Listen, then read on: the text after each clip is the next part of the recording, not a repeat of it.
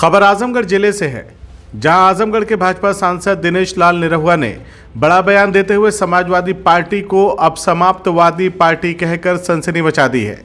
सांसद निरहुआ के ये बयान ऐसे समय में आए हैं जब राज्यसभा चुनाव में अखिलेश यादव के साथ विधायकों ने उनके साथ दगा किया। वहीं आजमगढ़ जिले के दमदार नेता शाह आलम गुड्डू जमाली ने सपा को ज्वाइन किया है, तो वहीं सीबीआई ने कल अखिलेश यादव को तलब कर लिया है। अब ऐसे में जब लोकसभा चुनाव बिल्कुल करीब आ चुका है, तो सांसद दिनेश लाल यादव निरहुआ ने अखिलेश यादव को फिर से ललकारते हुए कहा कि सपा सुप्रीमो अखिलेश यादव आजमगढ़ से चुनाव लड़ें या उत्तर प्रदेश के किसी भी जिले से, उनके खिलाफ वो चुनाव जरूर लड़ेंगे। निरहुआ ने कहा कि समाजवादी पार्टी के विधायकों के टूटने का सिलसिला जिस तरीके से चल रहा है, उससे साफ जाहिर है कि वह लोग समाजवादी पार्टी की नीतियों और विचारधारा से ऊब चुके हैं। समाजवादी पार्टी के नेता अखिलेश यादव केवल राष्ट्र का विरोध और मोदी सरकार की नीतियों का विरोध करने का मन बना लिए हैं।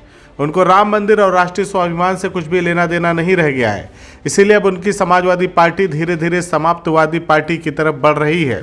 वहीं हम बात करें अगर लोकसभा चुनाव की, तो आजमगढ़ लोकसभा सीट के लिए सपा और भाजपा ने पूरी ताकत लगा दी है। संगठन की मजबूती के लिए दोनों दल काम में जुटे हैं। बुधवार को बसपा छोड़ गुड्डू जमाली सपा में शामिल हुए हैं, तो वही भाजपा सांसद दिनेश लाल यादव निरहुआ भी बुधवार को आजमगढ़ पहुंचे। उन्होंने सपा पर निशाना साधते हुए समाजवादी पार्टी को समाप्तवादी पार्टी बताया है।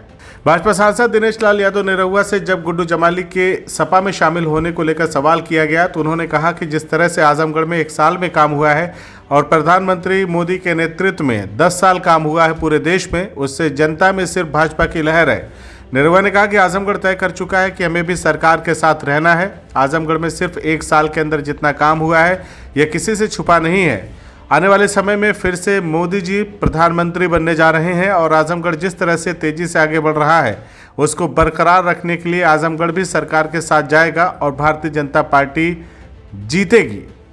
क्रॉस वोटिंग मतलब क्या, किसके खिलाफ कर दिए? अपने खिलाफ। अपने ही खिलाफ कर दिए? पार्टी के खिलाफ। अपनी पार्टी। अरे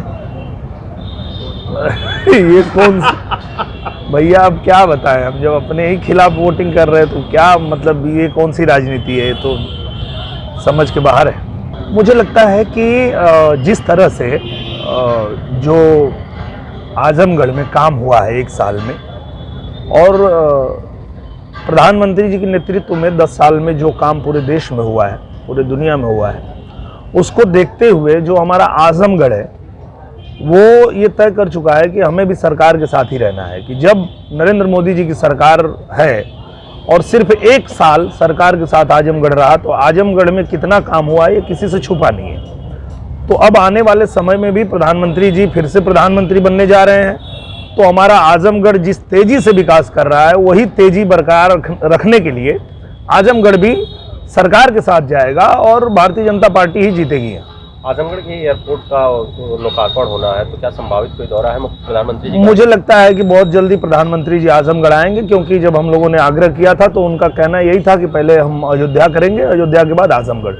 तो अयोध्या का तो हो चुका है, अब अगला नंबर आजमगढ़ का है और किसी भी क्षण डेट आ सकता है प्रधानमंत्री जी का कि आजमगढ़ आकर के और उद्घाटन। देखिए, मुझे लगता है ये सारी जो लड़ाई है वो विचारधारा की लड़ाई है। समाजवादी पार्टी में जो लोग भी थे, जो लोग भी काम कर रहे थे, वो एक चीज़ तो महसूस कर रहे थे कि समाजवादी पार्टी में रहना है तो राम मंदिर के खिलाफ बोलना है, समाजवादी पार्टी में रहना है तो राम के खिलाफ बोलना है, वैक्सीन के खिलाफ बोलना है, देश की उपलब्धियों के खिलाफ बोलना है। मतलब मोदी जी का विरोध करते करते देश की उपलब्धियों का विरोध करना, ये समाजवादी पार्टी के मैनिफेस्टो में हो चुका है।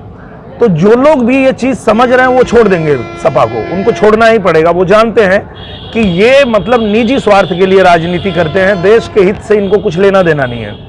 तो मुझे लगता है कि जो भी व्यक्ति इस देश की तरक्की चाहता है, इस देश को मजबूत बनाना चाहता है, हमारे लोगों को मजबूत बनाना चाहता है, वो निश्चित रूप से वो भारतीय जनता पार्टी के साथ होगा, नरेंद्र मोदी जी के साथ होगा, योगी जी के साथ होगा।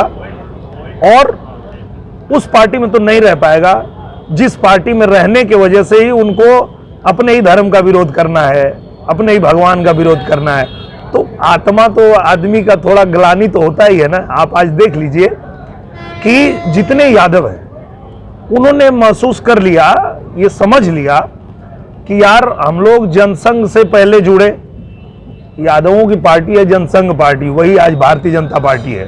उस भारतीय जनता पार्टी से जो फॉरवर्ड लोग जो कि पहले कांग्रेस में थे वो उसमें आ गए, तो ये हम अपनी पार्टी छोड़ के कौन सी पार्टी में गए हैं जहां हमको अपने ही धर्म का विरोध करना पड़ रहा है। तो निश्चित रूप से आने वाले दिन में आप देखेंगे समाजवादी पार्टी पूरी तरह से समाप्त पार्टी हो जाएगी और भारतीय जनता पार्टी जिस तरह से तेजी से काम कर रही है सब लोग उससे जुड़ेंगे। अगर अखिलेश यादव आजमगढ़ से चुनाव लड़ते तो कितना चुनौती मानते हैं अखिलेश? आजमगढ़ से नहीं लड़ेंगे तो जहां लड़ेंगे हम वहीं जाके लड़ेंगे। CIB इंडिया न्यूज की सभी खबरों को देखने के लिए लाल रंग की बटन को दबाकर चैनल को सब्सक्राइब जरूर करें, घंटी जरूर दबाएं ताकि हमारी सभी खबरों के नोटिफिकेशंस आप तक पहुंचते रहें।